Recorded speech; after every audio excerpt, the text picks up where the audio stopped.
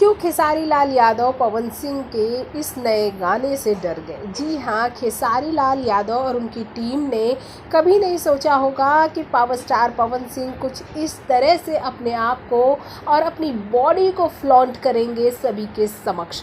जी हाँ, जहाँ power star Pawan Singh के बॉडी को लेकर न जाने क्या क्या कहा जा रहा था मीडिया में, अब पवन सिंह के विरोधियों की बोलती बंद हो गई है, या यूँ कह लें कि खेसारी के खेमे की बोलती बंद हो गई है। साथ ही खेसारी लाल यादव का साथ छोड़ शिल्पी राज आजकल पवन सिंह के खेमे की शान बनी हुई है।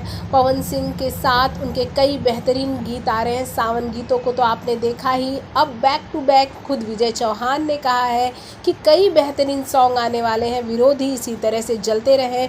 आपको यहाँ हम ये भी बता देते हैं, पावर स्टार पवन सिंह के नए गाने को लेकर जो कि ग्लोबल म्यूजिक जंक्शन से रिलीज़ हुआ है, खिलाड़ी नाइकी को लेकर कई गलत अफवाहें फैलाई जा रही हैं कि गाना अश्लील है, ये है, ताम है, झाम है। लेकिन आप जब गाने को देखेंगे तो आपका सारा भ्रम दूर हो जाएगा।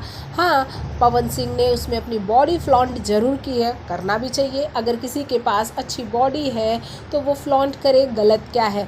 और फिल्म इंडस्ट्री में तो लोग ऐसा करते ही हैं अपने गाने को यूनिक बनाने के लिए। अब भाई, अगर पवन के विरोधी कुछ नहीं पाएंगे तो कुछ तो कहेंगे।